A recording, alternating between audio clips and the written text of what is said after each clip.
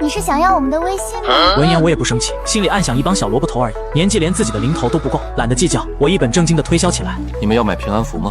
可以保你们平安无事。野餐的几个人的视线纷纷看向我，满脸怀疑。可惜了，这么个帅哥，脑子居然有病，还是赶紧回家吧。我摇了摇头，认真的问：真的不要吗？可是你们屁股下面坐着一个人，他会跟着你。有个男生不乐意了，站起身呵斥道：你胡说八道什么？我往他们屁股下面指了指，面无表情地说：往下挖1米有女尸，10几公有手链，不信挖挖看。苏苏咽了咽唾沫，扯起一抹牵强的笑容，故作镇定地说：少在这骗人。我直勾勾地盯着他，语气笃定地念出他的过去。你7岁落水，10岁父母分开，上个月刚经历背叛。苏苏听完惊得脸色大变，一句话也说不出来。接着我又走到刚凑过来的大爷跟前，看着他的面相说道：大爷您老伴早走，独子在国外，对吧？大爷瞬间愣住了，一点不差，不会真有什么吧？野餐的几人瞬间想到了我刚才的话，吓得赶紧跑到一边，一时间气氛安静的有些诡异。突然保安大爷把喇叭扔到一旁，挽起袖子大喊一声：我来挖！大爷真的从土里刨出来一条手链，众人的脸色瞬间变得惨白。这只是个巧合吧，小伙子。我没有说话，只是用冷漠的眼神示意他继续挖。大爷深吸了一口气，硬着头皮继续往下挖。很快一截白森森的骨头出现在大家视线里，大爷吓得铁锹一扔，飞快跳到一边。他苍白着脸，脑袋一歪，直接昏死过去。胆小的女生顿时扑了出来，尖叫着：怎么办？死人了！醒过来的大爷腿肚子都在打颤，惊悚的望着我，颤巍巍的问：你是神仙吗？什么神仙？要相信科学，对吧，大爷？保安大爷尴尬的笑了笑，表情跟哭似的，结巴着掏出手机。报警！我顺势又开始推销起来，笑眯眯的问：要平安符吗？可保平安顺雷，鬼邪不侵哦，只要500一张。几个人争先恐后的掏钱要买平安符，大爷也哆哆嗦嗦的买了一张平安符，连地上的大喇叭都顾不上拿了。保安很快赶到，勘察完现场后带着我们几个人回去做笔录。此时的保安办公室内，有着10年办案经验的老保安李队正在给我录口供。目击者，你的姓名、年龄、性别报一下。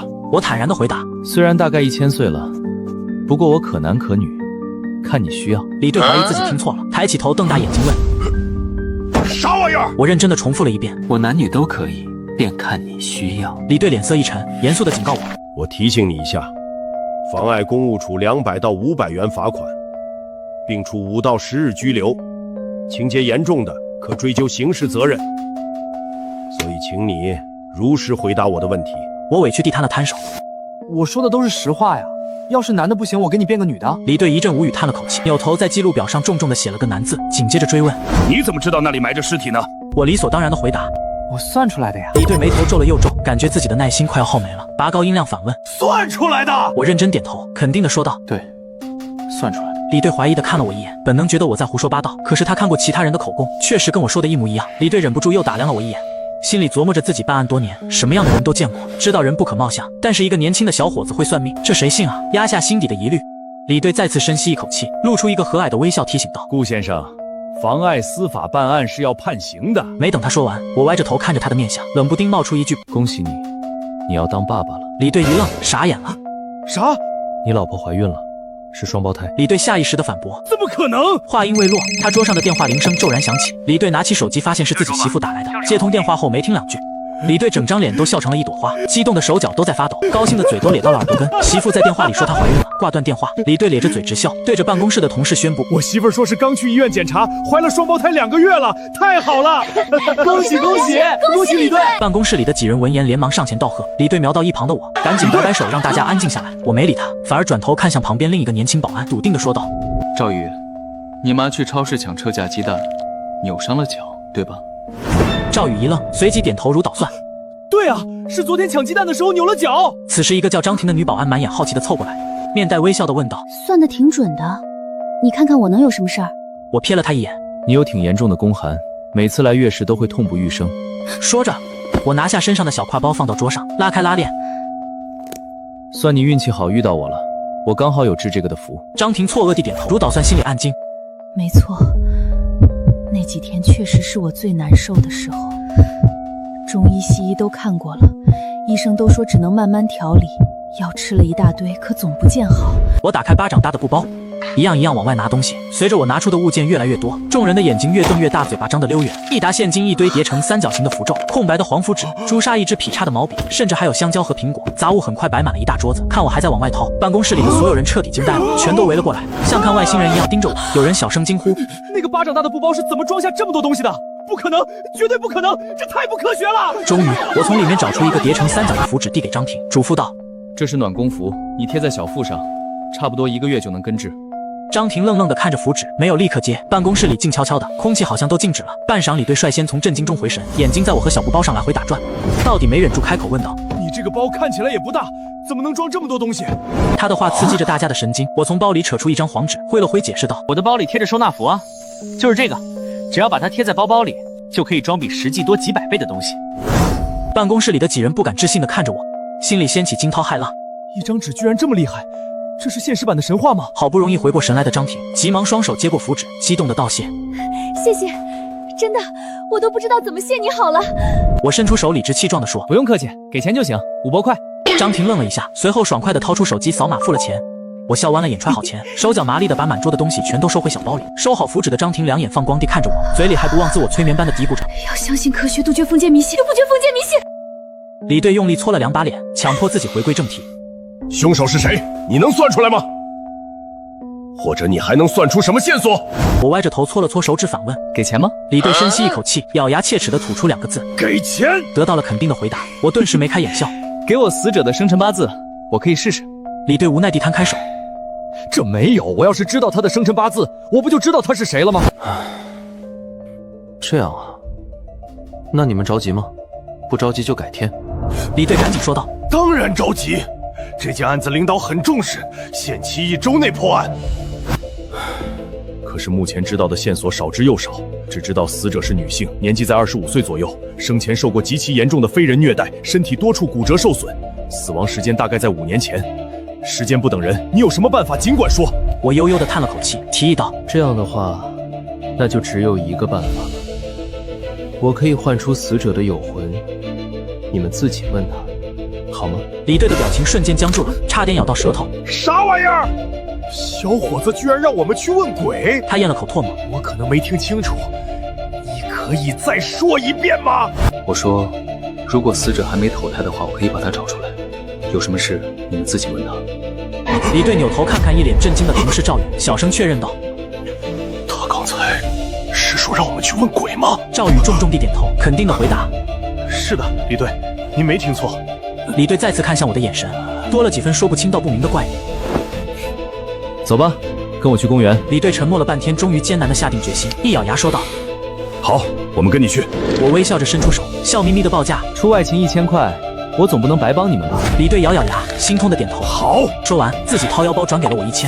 我喜笑颜开。深夜，我随李队、张婷和赵宇3人来到发现尸体的地方。我2指夹起一张黄符，嘴里默念几句口诀，只见符纸无火自燃，眨眼间烧成了灰烬，灰烬随风飘散。不知是不是心理作用，李队他们3人觉得周围气温骤降，忽然冷了许多。赵宇打了个哆嗦，他搓了搓胳膊，环顾了一下四周，对我说：“大师，这里什么也没有啊。”哦，忘了你们看不见。我并拢手指在他们眼前一抹，划过一丝金光，迅速融入他们的眼睛。我拍拍手说：“好了，现在能看见了。”赵宇夸张地眨了眨眼，又四下看了看，疑惑地说：“还是什么也没有啊。”话音刚落，眼前的大树上嗖地一下垂下来一道黑影，一个幽冷的声音在他们头顶响起：“你们是在找我吗？”张婷吓得发出刺耳的尖叫声，身旁的赵宇更是白眼一翻，直挺挺地向后倒去，直接晕了。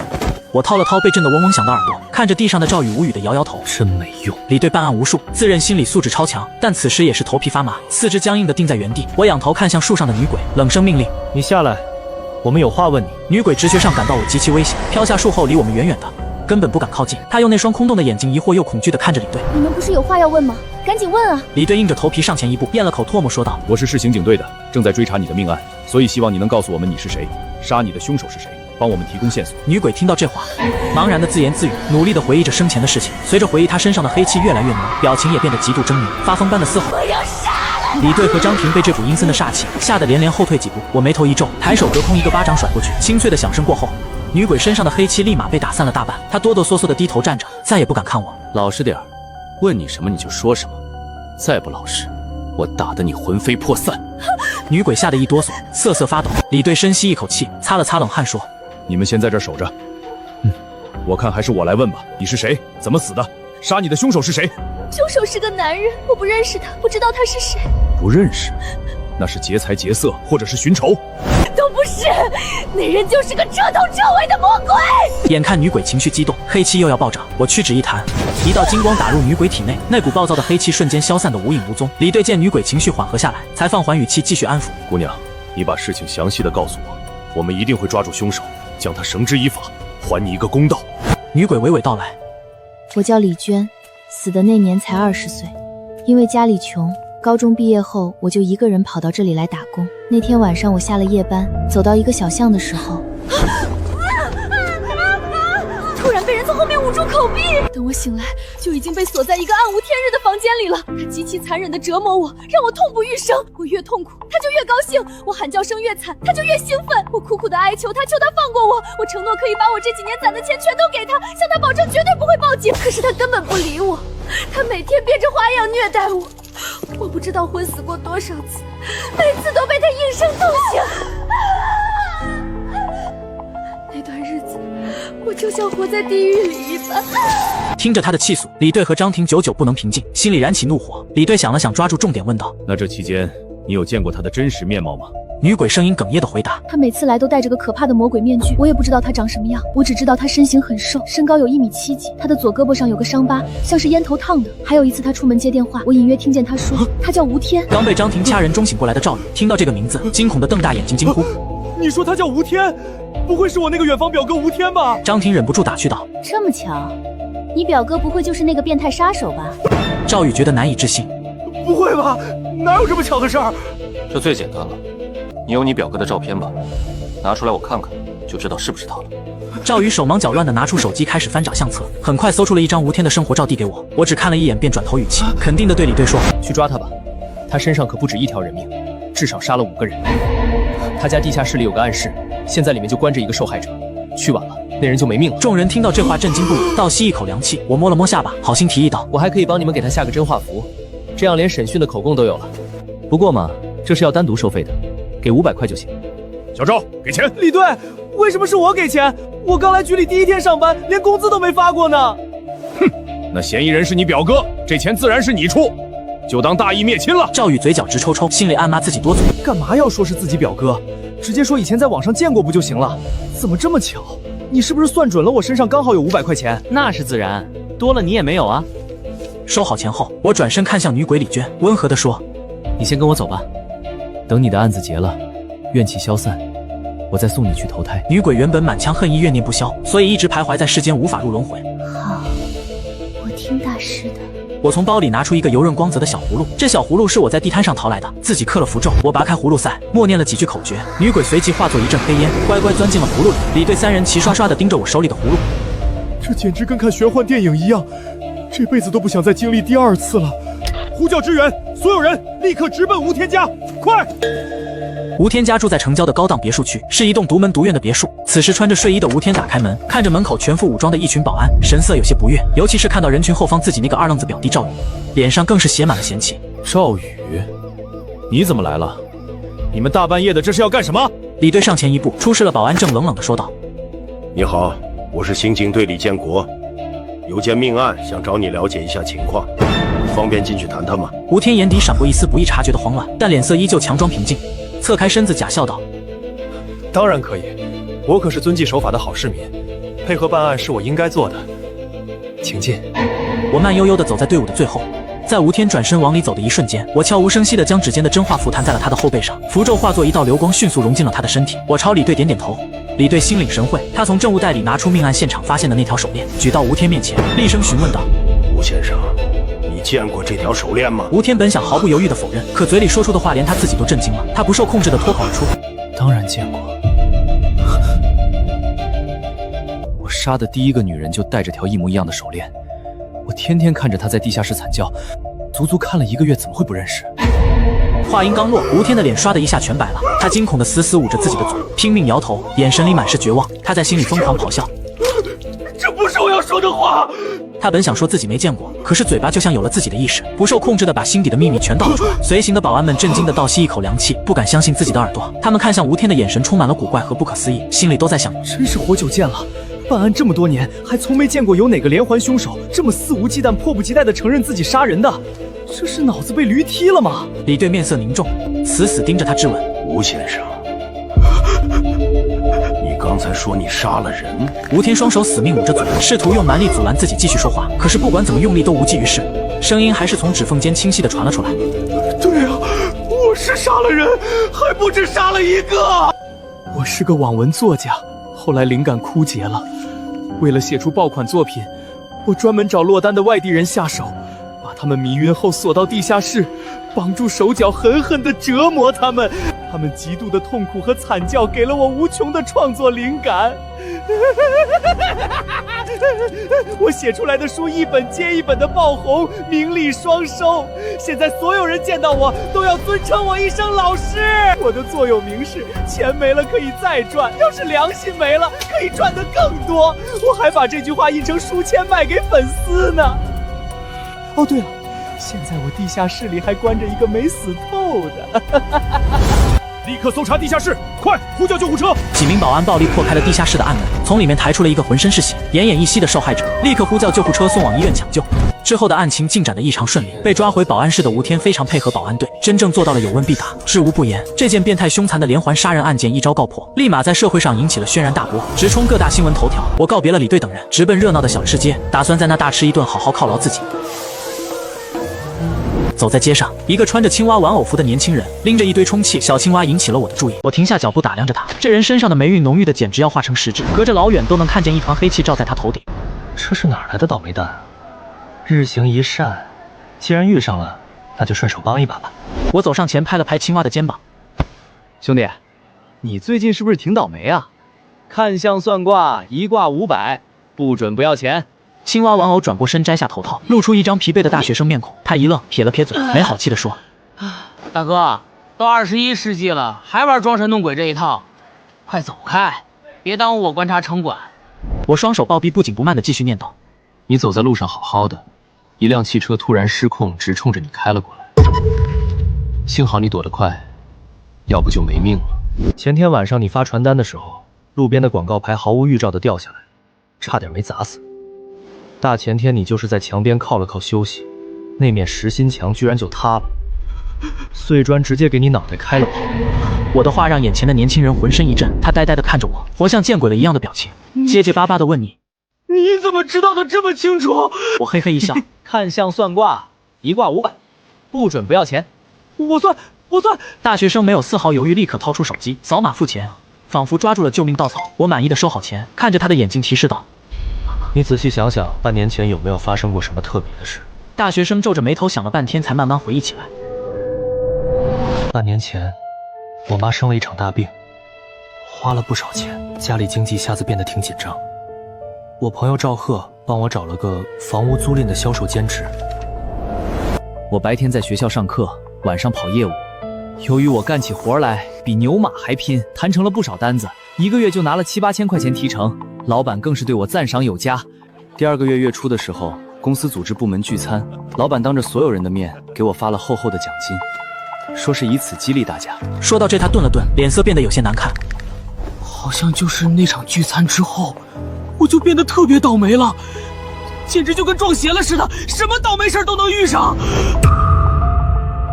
一开始还只是小事，路上遇到些意外，吃饭噎着，走路踩到脏东西，原本谈好的订单也因为各种理由黄了。我想着可能是最近运气不好，就请了几天假在宿舍休息。就在那几天，我得知给我介绍工作的赵贺病了，还病得挺严重的。于是我去医院看望他，他妈妈懂点偏方，说看我阳气重，让我陪赵贺睡一宿，让他沾沾稳定阳气。能帮好哥们儿，我自然是愿意的。再说2个大老爷们儿一起睡个觉也没什么，我就爽快的同意了。我记得那天晚上病房里特别冷，冻得我浑身直发麻。大晚上的我也没好意思再找护士要被子，就这么硬生生挨到了天亮。结果几天后，赵贺的病真就奇迹般的痊愈出院了。我本来那阵子就挺倒霉的，自从赵贺好了之后，我更是倒霉的要命了，简直是在生死边缘反复横跳。大师，你快帮我看看这到底是怎么回事，我是不是惹了什么不干净的东西？我看着他两侧浓郁的黑气，同情地叹了口气。可怜的倒霉蛋，你被人借运了。本来你的运气非常不错，结果先是被房产中介的老板用邪术偷走了财运和气运，后来你又不知死活的帮重病的赵贺承受了灾病。玄学里都说不要随意介入别人的因果，你帮别人度过命里的死劫，那你就得替对方承受灾祸。说实话，你能活到现在也是个奇迹了。大学生一脸懵逼地问道：“什么是劫运？”我耐心地向他科普：人的运气不是一成不变的，会随流年转换变好，也会变坏。有的人运气好，做什么成什么；也有的人运气差，干啥啥不行。一些运气不好的人，为了转运，就会想办法让自己运气变好，这就是所谓的借运。一般来说，借运分3种：向别人借、向自己借、向上天借。第一种向别人借，是最歹毒的一种邪术，会直接把被借的人吸干，害得别人家破人亡。第二种向自己借，也就是透支自己晚年的好。你们现在社会上的那种刷信用卡借网贷，其实就有点类似透支未来的运气。第3种向天借运，只能请得道高人布下大阵施法，极为凶险麻烦，也很难做到。所以既不损害自己利益，又容易操作的，就是这歹毒的第1种。大学生急切地问：“那有没有什么办法能把我的运气要回来？”可以。我伸出食指，凌空画了一道符咒，指尖凝聚着一道灵光，猛地点在他的额头上，打入体内。大学生突然脸色惨白，哇的一声弯腰吐出一大口腥臭的黑水秽物。我拍了拍手说：“行了，吐出这口浊气污秽你就没事了。以后被借走的运气会慢慢回到你身上。”我又从包里摸出一张平安符，递给他，嘱咐道：“这个是平安符，不怕水不怕火，你贴身带着能帮你抵御煞气，加速回运气。那个房产中介公司你绝对不能再去了。那个老板心术不正，强行借运反射极强，他以后会遭到报应。至于你那个朋友赵贺，那是他的命数因果，你不要再圣母心泛滥去干涉了。”谢谢大师，我已经辞职了，肯定不会再去那家黑心公司了。他明显感觉到原本沉甸甸的身子变得轻盈了许多。不用谢，平安符1张500。好的好的，我这就转给您。反应过来的大学生忙不迭地给我扫码转账。转完账，大学生忽然想起了什么，急忙在手机相册里翻出一张照片，递到我面前。大师，您帮我看看这个，这是睡我上铺的铁哥们周明，他前几天在食堂吃饭时莫名其妙就昏迷不醒了，到现在还没查出原因，是不是也中了什么邪术？我凑过去看了一眼，照片里是个躺在病床上的青年，即便隔着屏幕，我也能看到他整个人被一股浓郁如墨的死气包围着。你猜的没错，他的病确实大有问题，而且比你被人借运还要严重的多。比我随时会死还严重。你有没有想过，你霉运照顶，频频遭遇死劫，可每次遇到危险，你都能奇迹般的毫发无损，是为什么？你要帮他吗？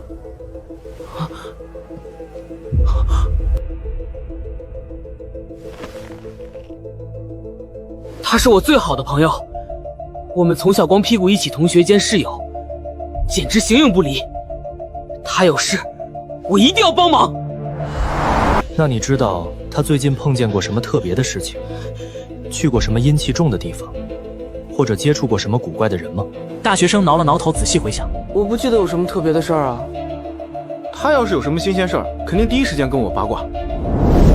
我们白天一起上课，一起吃饭，晚上我去打工赚钱，他回宿舍打游戏，我打完工也回宿舍睡觉，轨迹很透明。